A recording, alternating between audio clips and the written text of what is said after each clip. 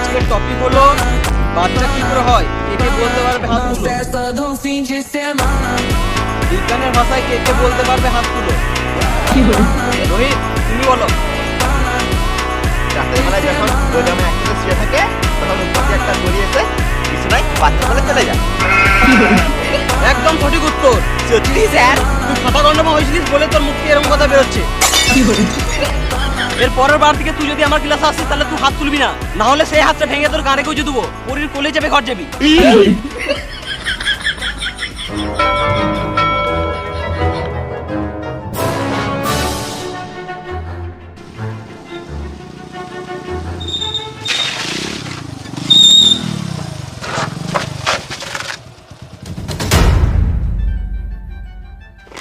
সর সামনে থেকে।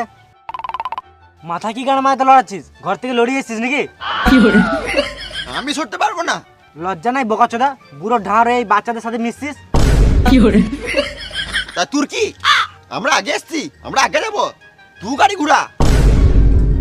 তোর বুদ্ধি নাই নাকি রে মারা? একটা কথা কবার বলবো।